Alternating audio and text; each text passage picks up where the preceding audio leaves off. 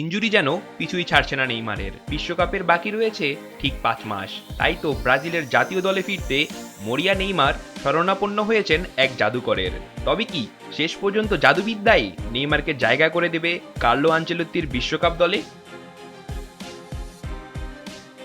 সম্প্রতি হাঁটুর চোট বেশ ভোগাচ্ছে ব্রাজিলিয়ান সুপারস্টার নেইমারকে। যদিও ক্যারিয়ার জুড়ে তার চোটের ইতিহাস অনেক লম্বা, কিন্তু অবনমনের শঙ্কায় থাকা সান্তোসের হয়ে তিনি শুধু চোট নিয়ে মাঠেই নামেননি, অসাধারণ পারফরমেন্সে দলকে করেছেন সেই আশঙ্কা মুক্ত। নিজের শৈশবের ক্লাবের হয়ে শেষ 4 ম্যাচে করেছেন 5 গোল ও 1 অ্যাসিস্ট। তাই তো ব্রাজিলের প্রাণভোমরা নেইমারকে নিয়ে আবারও আশায় বুক বাঁধছেন সমর্থকরা। সেলেসাওদের বিশ্বকাপ স্কোয়াডে জায়গা পেতে হলে পুরোপুরি ফিট থাকতে হবে। কার্লো আনচেলত্তির এই শর্ত পূরণে নেইমার বাধ্য। আর তাই তো দলে ফিরতে জাদুকরি ডাক্তারের শরণাপন্ন হয়েছেন 33 বছর বয়সী এই ফরওয়ার্ড।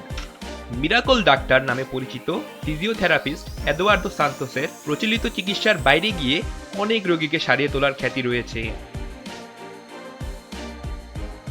ডাক্তার সান্তোসের চিকিৎসা নিয়ে অলৌকিকভাবে সেরে ওঠার অন্যতম উদাহরণ ব্রাজিলের সাবেক অধিনায়ক ডেভিড লুইস।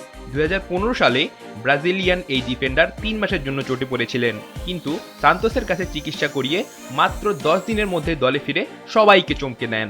ডেভিড লুইস ছাড়াও ব্রাজিলের হাল্ক, অস্কার, ফিলিপ কুতিনহো ও ম্যাথিয়াস কুনহার মতো অনেক তারকা খেলোয়াড়রাও সান্তোসের কাছে চিকিৎসা নিয়েছেন। বয়স আর পারফরমেন্স দুই পরিসংখ্যানই বলছে হয়তো বিশ্বকাপের মঞ্চে শেষবারের মতো সেলেসাওদের জার্সিতে এবারই দেখা যেতে পারে নেইমারকে, কিন্তু সেই পটটুকুও মসৃণ নয়। দেশটির ইতিহাসের সর্বোচ্চ গোলদাতাকে সর্বশেষ দেখা গিয়েছিল 2023 সালের অক্টোবরে। উরুগুয়ের বিপক্ষে সেই ম্যাচেও চোট নিয়ে বের হয়ে যেতে হয় তাকে। এই চোটের বন্ধন ছিন্ন করে পুরনো নেইমারকে স্বরূপে ফেরাতে দ্রুতই কাজ শুরু করবেন ডক্টর মিরাকল। আর মাঠে ফিরে বল পায়ে নেইমারের সেই জাদুকরী ফুটবল দেখার স্বপ্নই দেখছেন ভক্তরা। রাফিদ বিন ইসলাম, সময়ের আলো।